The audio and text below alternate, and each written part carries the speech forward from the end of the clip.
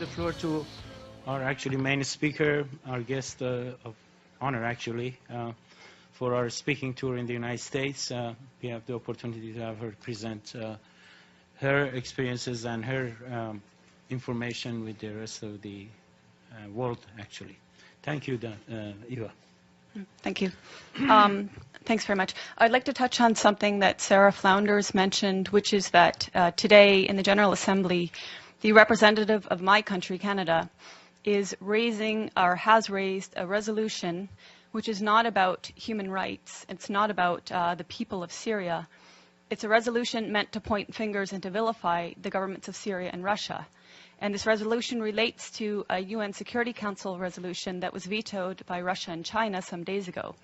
That resolution pertained to another useless ceasefire in Syria, which would have no bearing on, bring no good to the people of Syria, and which follows a week of liberation of areas of Aleppo, which now amounts to about 95% of areas of Aleppo that have been occupied for years by terrorist factions. So at this time, when 100,000 civilians in these areas occupied for years by terrorist factions have been liberated, the UN, parties in the UN wanted to impose another ceasefire. And I want to remind people why these ceasefires are indeed pointless. The last ceasefire in September was from the very start negated by 20 main terrorist factions who declared they were not going to participate, and from the very beginning violated the ceasefire over 300 times during the duration of the ceasefire.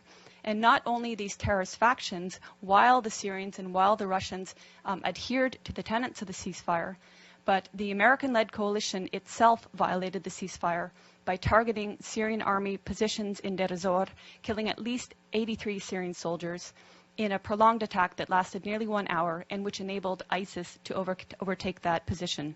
So this is one reason why a ceasefire is pointless at this point in time. There is no faith that any of the parties that the US and Western leaders who have funded these terrorists, there's no faith that they can actually control the terrorists and get them to adhere to a ceasefire. And the people of Aleppo want Aleppo to be completely freed. And I speak having been to Aleppo 4 times, and this is the will of people in Aleppo. So on that note, I'd just like to talk about briefly, I've been to Syria 6 times since 2014, 2 of which were with international delegations, and 4 times were independently on a visa I applied for, paid for, and waited for. My trips have been self-funded or fundraised, and I've gone at my own risk and been able to travel freely in the country to areas I wish to travel to. I've been many times to Homs, to Malula, to Latakia, Tartus, Siath, Sweda, and again, Aleppo 4 times. And I mention these because I think it's important people realize I have, wherever I've gone, I've spoken in Arabic to the people I'm speaking with. What Donna, what Sarah have said, that the people support their army and government is absolutely true. Whatever you hear in the corporate media is the complete opposite. And on that note, what you hear in the corporate media, and I will name them, BBC, Guardian, New York Times, etc., on Aleppo is also opposite of reality. Aleppo since 2012 has been inhabited by different terrorist factions, among them al-Nusra, among them the so-called Free Syrian Army, which has committed the same heinous acts of terrorism as al-Nusra, as ISIS, as Ahrar al-Sham, as Noruddin al-Zinki, which beheaded a 12-year-old Palestinian child and somehow is still deemed moderate. Since 2012, these areas of Aleppo, which have now recently been freed, their occupation by these terrorist factions has meant the greater Aleppo, the 1.5 million plus population of greater Aleppo have suffered sieges, denying them food and medicine. They've suffered for years a want of electricity and water, and they've suffered daily bombardment by these terrorists of mortars, of gas canister bombs, which are improvised and made locally, of water heater bombs, which are even more powerful and can level floors of entire buildings, of conventional weapons like Grad rockets supplied by the West, and etc. As I said, they've suffered these attacks on a daily basis, and even now, because there are still Western-backed terrorists in pockets of Aleppo, there are still mortars and gas canister bombs raining down, and people are still dying in Aleppo. This is another reason why the liberation and securing of these areas is imperative, because that will actually bring peace to Aleppo. Now, my colleagues here mentioned the nature of unity in Syria and the fact that Syrians see themselves first as Syrian before any sect. This is an important point because our media and the Gulf media has made Syria out to be sectarian, which is something the Syrians themselves have denied. But it's a tool to make people confused. It's a tool to make people believe that it's Sunnis against Bashar al-Assad, when in fact, bear in mind that Aleppo is overwhelmingly Sunni and is with the government and is with the army and is suffering from the terrorists who declare that they are liberating the city in Syria. Other points about Aleppo are hospitals in Aleppo have been attacked. I'm sure you've heard in the media that hospitals have been attacked. Well, this media is referring to the pockets of Aleppo that were occupied by terrorists. And they have manufactured stories, and I can give you a precise account. In April of this year, there was a hospital called the Al-Quds Hospital, which in a concerted effort, all media said was attacked and targeted and badly damaged by either the Syrians or the Russians. In fact, the Russians had satellite imagery showing that this hospital was in the same shape that it was in October 2015. No difference. Therefore, it was not attacked. Months later, The Guardian, which is a prominent British newspaper, actually said the Al-Quds Hospital that it had alleged months prior to be attacked and destroyed was treating victims of so-called chemical weapons attacks. So even the media that is lying is inconsistent in their lies. But there have been hospitals attacked. I went to the Al-Dabit Hospital, which is in Aleppo City. It's a maternity hospital. It was attacked on May 3rd, and 3 women were killed. You would think this would be something raised at the UN or by so-called human rights groups, but it was not. In December 2013, the Kindi Hospital was attacked and destroyed. It was the largest and best cancer treatment hospital in the Middle East. It was destroyed by al-Nusra terrorist truck bombings. And in fact, in recent media reports on Aleppo, again alleging Syrian or Russian strikes on hospitals, Fox News actually had the audacity to use a photo of Al-Kindi Hospital and allege that this is in eastern areas of Aleppo and that this hospital had been attacked by Syrian or Russian strikes. This goes to show how much the media has been lying from the very beginning about Syria and continues to lie. When I went to Aleppo, I spoke with the Aleppo Medical Association. They comprise 4,160 active and registered doctors.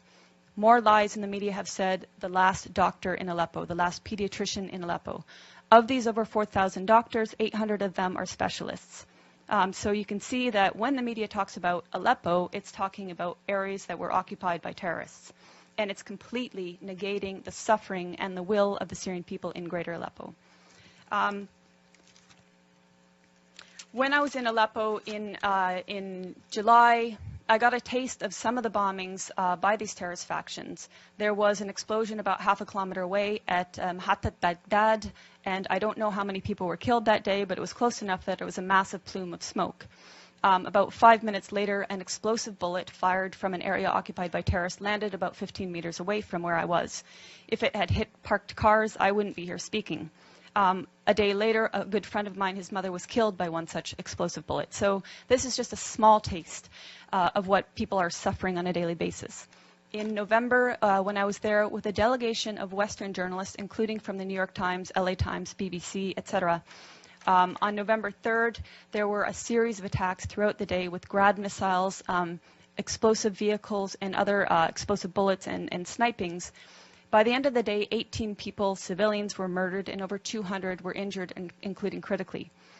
We were at the Al-Razi hospital, which is one of the main hospitals, and we saw the maimed people pour in. And this was just one day of many of endless days in Aleppo. On November 4th, we were at the Castello Road humanitarian crossing. This was a day that was meant to allow the people in eastern areas of Aleppo that were inhabited by terrorists to evacuate. And this was not the first time. On prior occasions, the Syrians and the Russians had opened 8 humanitarian corridors to enable people to leave. These were attacked by terrorist factions heavily. Even that day on November 4th, the Castello Road crossing was attacked, twice with mortar shelling when we were there and 5 times afterwards.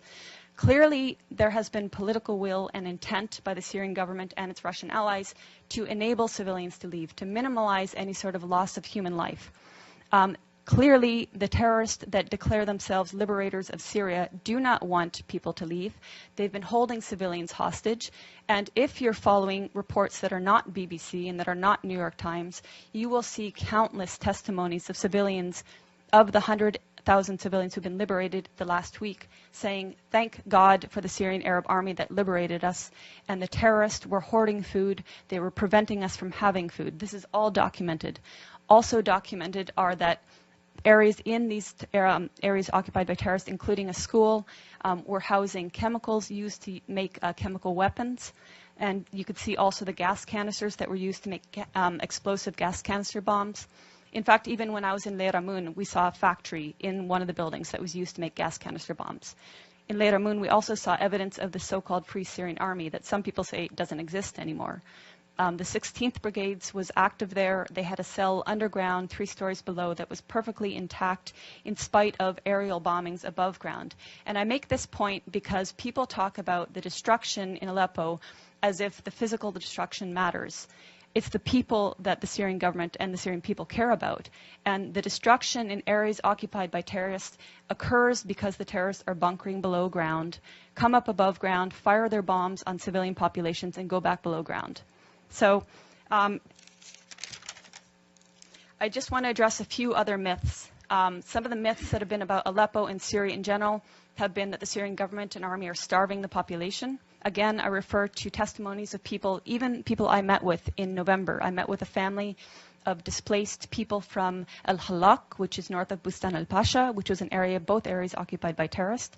At that time, when I met them on November 10th, he told me that they had fled along with about 40 others on about 20 days prior, and that they had tried twice prior to flee, but they were prevented violently so from doing so by the terrorists that inhabited those areas.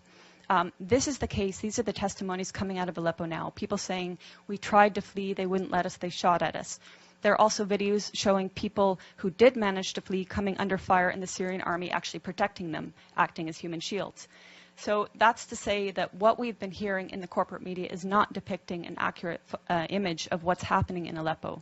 The corporate media is saying that the Syrian army is attacking people, and until today, the corporate media is maintaining this, even though the exact opposite is true. I would ask you to follow the voices of people in Syria who, like my colleagues here said, they want you to speak the truth. They're tired of lies. They're very well aware of the lies that our media is purporting and that our human rights groups are purporting. They want an end to the violence. They don't want this war to continue. They didn't ask for this war. But as my colleagues stressed, Syria is a sovereign nation. It has the right to fight against terrorism. And we know that 101 of 193 UN member states have sent terrorists to Syria to slaughter and destroy. So Syria is fighting a war against terrorism. It's winning in Aleppo, and hopefully either the terrorists will accept a deal to be transported out of Aleppo, hopefully they will participate in the Musalaha, the reconciliation, will lay down their arms, will take the amnesty offered to them by the government and which has been taken by thousands of former militants. And hopefully, above all, the U.S. will stop supporting terrorism and stop funding terrorism. And hopefully this new bill will take fire, will be supported, and actually it will be impossible to fund and armed mercenaries from FSA, Ahrar al-Sham, Nuruddin al-Zinki, and all the colors in between, because they're all the same terrorists. Yeah, thank you. Thank you, Eva. Very informative. Thank you very much. Now we are open to questions, if there are questions. The gentleman in the back. Thank you very much. I'm Christopher Ronneberg with the Norwegian newspaper Aftenposten. A question for, or two questions for Ms. Bartlett here.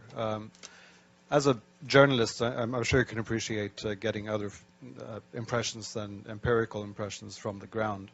When you talk about the Syrian people and what the Syrian people want, how can you quantify that? Do you have any independent surveys where you can actually document that? And secondly, you talk about the corporate media, the Western media, the lies, and all of this. Could you explain what you think might be the agenda from us in the Western media, and why we should lie, why the international organizations on the ground should lie, why we shouldn't believe all these absolutely documentable facts that we see from the ground, these hospitals being bombed, these civilians who are talking about the atrocities that they have been experiencing. How can you justify calling all of us liars? Sure. Thank you. I mean, there are certainly honest journalists amongst the very compromised establishment media, let's start with your second question. So, international organizations on the ground. Tell me which ones are on the ground in eastern Aleppo. Yeah, okay, I'll tell you, there are none. There are none. These organizations are relying on the Syrian Observatory for Human Rights, which is based in Coventry, UK, and which is one man. They're relying on compromised groups like the White Helmets, which, let's talk about the White Helmets. The White Helmets were founded in 2013 by a British ex-military officer. They have been funded to the tune of $100 million by the US, UK, and Europe and other states. They purport to be rescuing civilians in eastern Aleppo and Idlib, yet no one in eastern Aleppo has heard of them. And I say no one, bearing in mind that now 95% of these areas of eastern Aleppo are liberated. The White Helmets purport to be neutral, yet they can be found carrying guns and standing on the dead bodies of Syrian soldiers. And their video footage actually contains children that have been recycled in different reports. So you can find a girl named Aya who turns up in a report in month, say, August, and she turns up in the next month in 2 different locations. So they are not credible. The SOHR is not credible. Unnamed activists are not credible. Once or twice, maybe, but every time, not credible. So your sources on the ground, you don't have them. As for your agenda, not your, but the agenda of some corporate media, it is the agenda of regime change. How can the New York Times, I was reading it this morning, or how can Democracy Now!, which I was reading the other day, maintain until this day that this is a civil war in Syria? How can they maintain until this day that that the protests were unarmed and nonviolent until, say, 2012? That is absolutely not true. How can they maintain that the Syrian government is attacking civilians in Aleppo when every person that's coming out of these areas occupied by terrorists is saying the opposite? So that's with regards to your question on lying Western media. How do I quantify the support of the Syrian people? The elections. In 2014, the Syrian people held elections. The voter turnout was 88%, including people in Lebanon, where I was during the elections in Lebanon, which were actually ran for 2 days, extended hours, people walking for kilometers to reach the embassy, including people who flew from their own countries like mine, which has criminally shut the Syrian embassy so that Syrian people have no rights, and including people within Syria who braved a torrent of terrorist mortars and missiles on election day. And yet, voter turnout rate was something like 88%, I believe. And then the election, the results were 78, I believe. I think Tim Anderson gives you the opposite. Okay, I might get the turnout wrong. So the results. 74 was the participation. 74 participate, 88. Okay. Anyway, the point being, overwhelmingly, the people support President Assad. That's based on elections, based on my own travels. Okay, so that's subjective. But as I said, I've traveled around Syria, talked with people of all faiths, all walks of life, and there are people that want change in the government. We're not pretending they don't want change. Everybody wants change. But in terms of support of the government, the point is they don't see President Assad as the problem. They see the problem as terrorism. They see elements of problems in the system that they have there. But President Assad, they don't see as the problem. They actually overwhelmingly support him. So I'm basing it on their choice in their leader, and I'm basing it on my interactions with people in Syria and Lebanon. Okay, my name is Renzo Cianfanelli of RCS, Corriere della Sera Group from Italy. I have been a few times, in the area. I have been covering wars for the last 20 years. It's true that the first victim of a war is truth. And I have seen this in Chechnya, in Iraq, Sarajevo, and in Syria. Having said that, I have been watching last night the Russian television and news.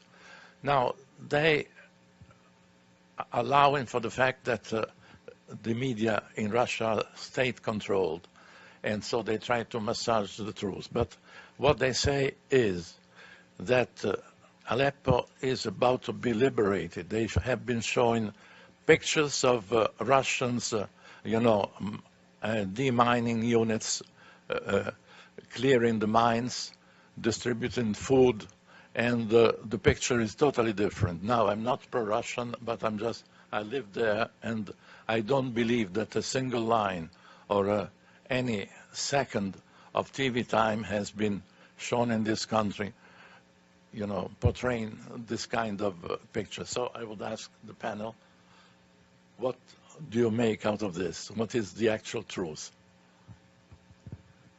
Yeah, I mean, those not only from Russian media, but from Syrian media, and from people, even independent people who are in Syria, are saying the same things.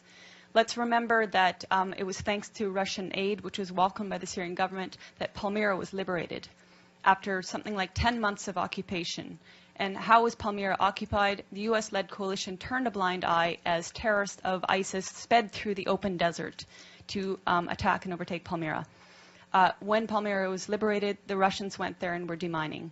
I can speak on just a side note, in other areas that have been either liberated or had the terrorists extracted, for example, the old city of Homs and Malula, I went to both places 2 and 1 months after liberation or extraction of terrorists, and in both cases, before leaving, the terrorists do lay mines in houses, on roads, and locals or in certain areas, especially now in Aleppo, the Russians are participating in demining. You ask why we aren't seeing this. Well, this relates to the other gentleman's question about why the corporate media, some of them, most of them, are telling lies about Syria. It's because this is the agenda. If they had told the truth about Syria from the beginning, we wouldn't be here now. We wouldn't have seen so many people killed. In fact, what the Russian media, which may or may not be state-controlled, depending which media you're looking at, is saying, it shows exactly what the Syrian media is saying, and it shows what independent people in Syria are saying. And I can refer to a young French gentleman who is independent. He's not political, he's humanitarian. He's been living for 9 months in Aleppo, experiencing the hell of terrorist bombings, and asking him, you know, is this true? And asking Syrian colleagues in Aleppo, is this true? Yes, it's true. So unfortunately, very unfortunately, our media and certain human rights groups like Human Rights Watch, which likes to tweet images from Gaza and say it's Aleppo, they're not going to tell the truth about Syria. Thank you. You go ahead. Matthew Lee, Inner City Press. I wanted to start. Obviously, there's a juggling a lot of things. Not only the meeting on Syria and the GA, but there's one on North Korea. So I actually wanted to ask if any of you are willing to compare both the media coverage and sort of UN action on Mosul and Iraq and Aleppo. Both are on the agenda of the Council. And even if you're able to, the way in which both the media and the UN are dealing with the conflict in Yemen, which gets almost never mentioned here. So, and then you may have said it while I was in transit, but the role of Saudi Arabia and Qatar in funding groups. I don't know if in the course of your reporting, what you came across on that. Thanks a lot. Thanks, Matt. Sarah, you want to respond to this?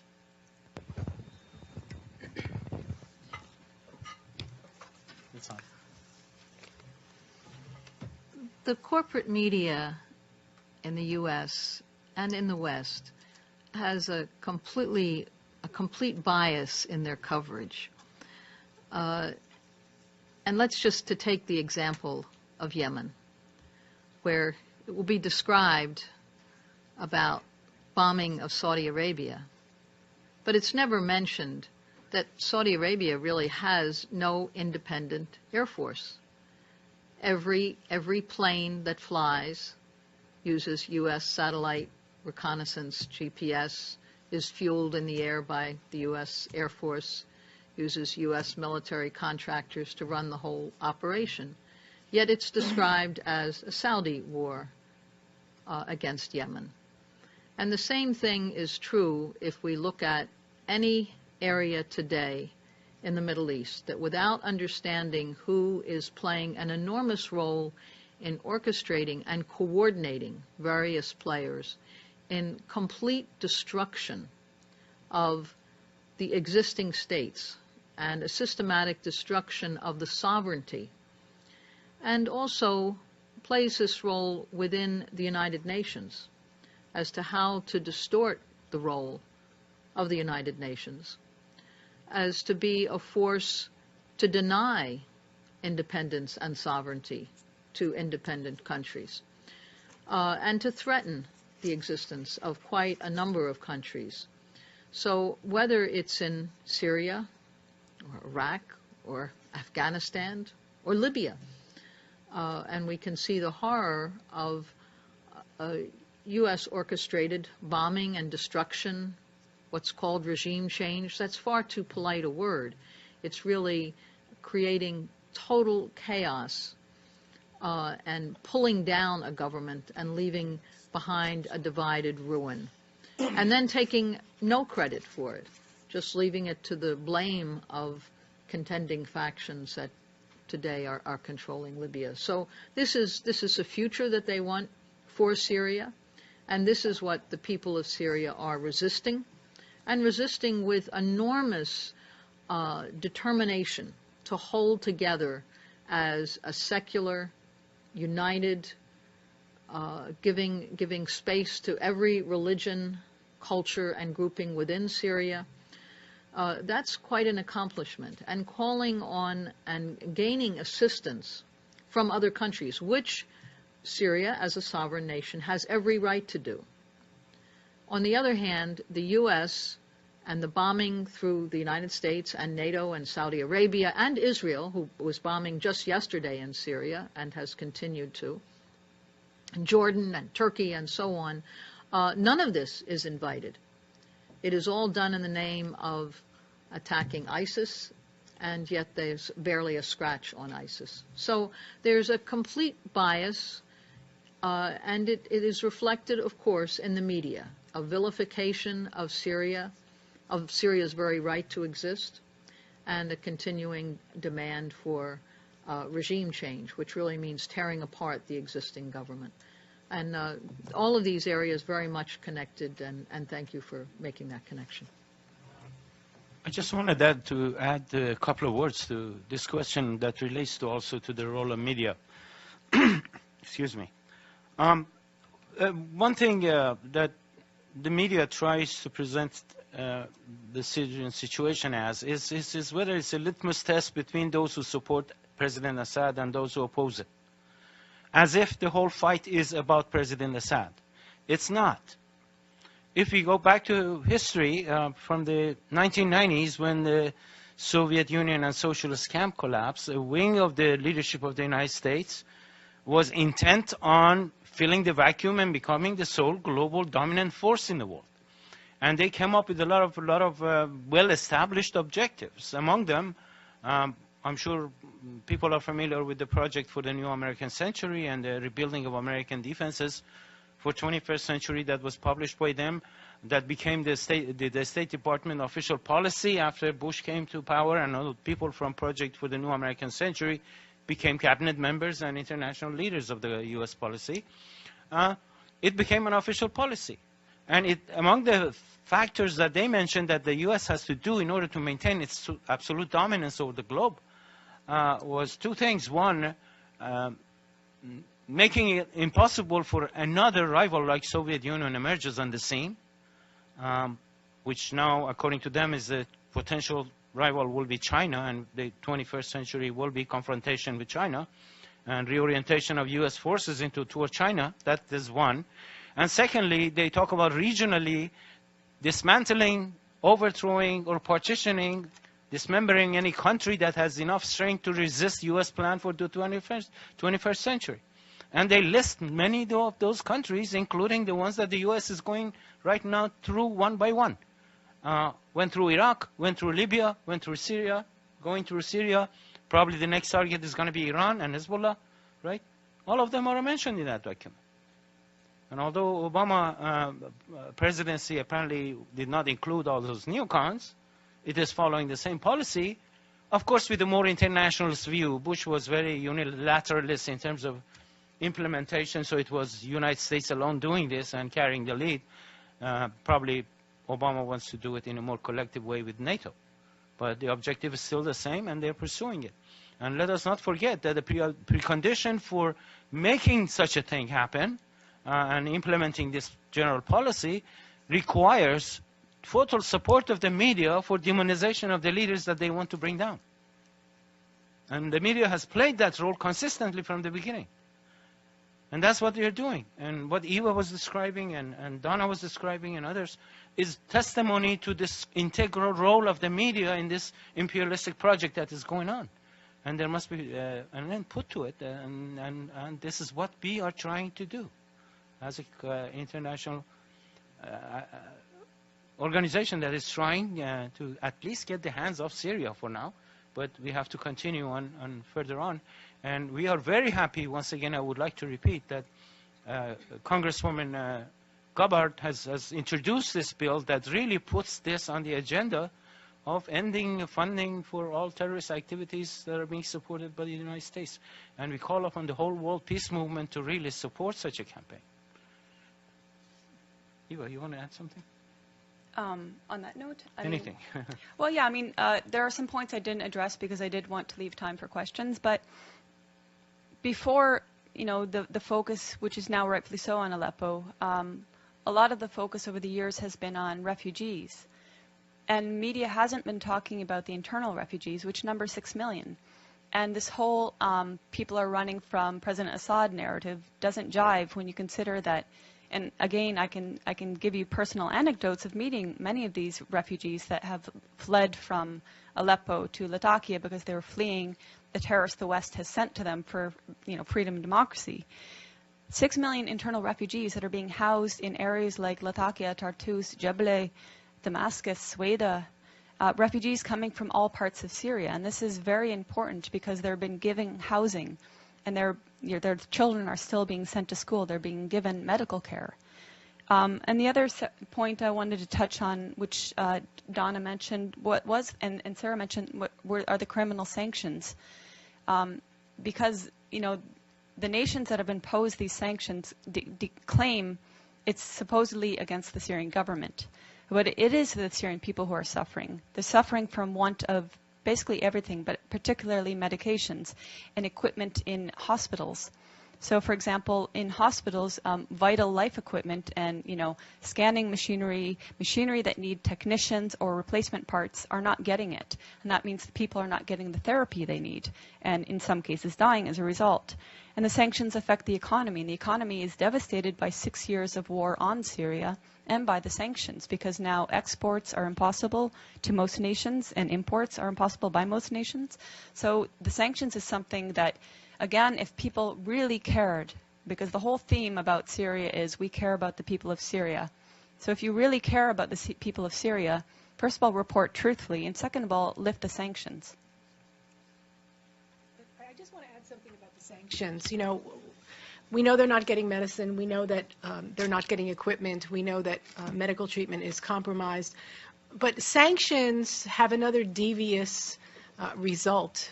And that is that when businesses close because they can't get the equipment and they can't get the product and they can't sell, people become desperate. And when they become desperate, they're more likely to do desperate things, such as possibly joining the militants because they'll get a paycheck.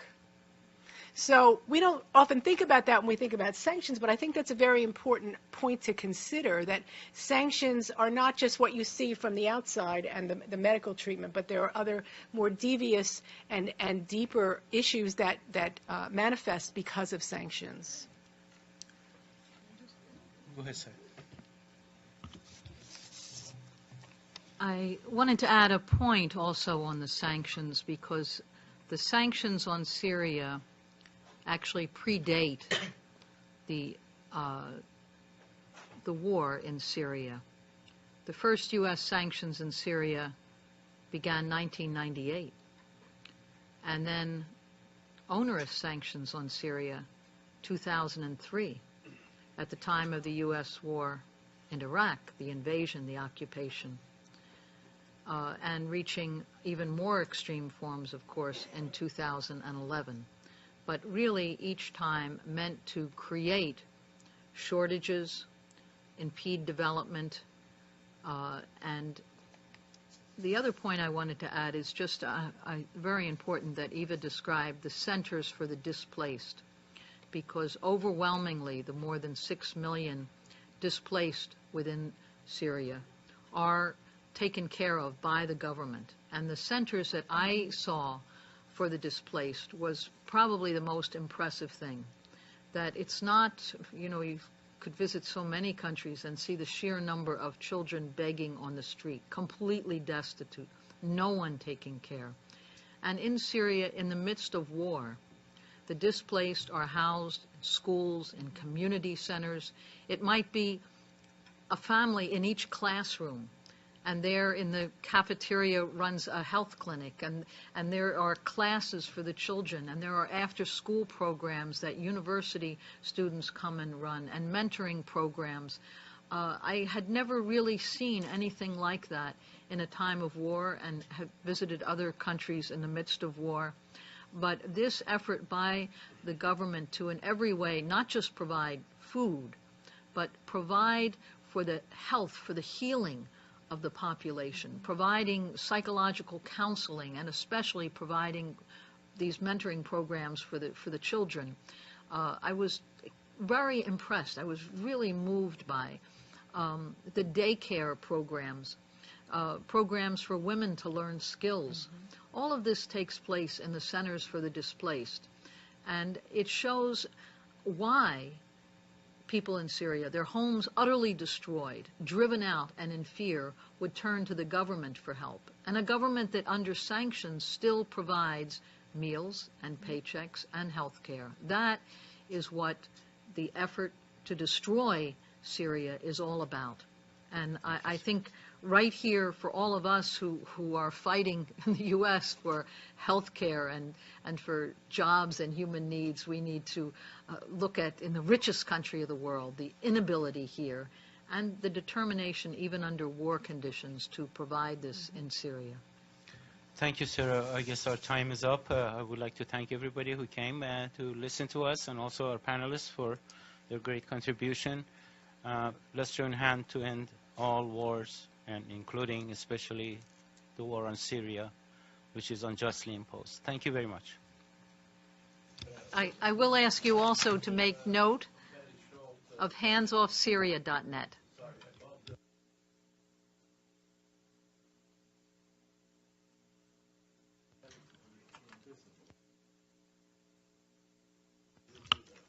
Can I just speak?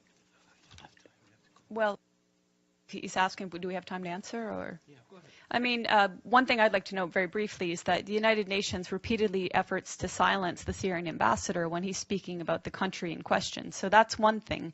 You would think that the country in question would be given a priority, but it's not. On many occasions, Ambassador al-Jafari has been silenced by having his video feed cut or his microphone cut. That's one aspect of it. Yeah, the resolutions. I mean, the resolutions that get ignored. Now, Representative Gabbard has introduced this resolution. There's so many resolutions before that make it prohibited to send weapons to terrorists in Syria, and they've all been ignored. 2253 is one of them. There are many before that. So, yeah, the fact that the UN these resolutions can be passed but totally ignored, that's another aspect. Thank you very much.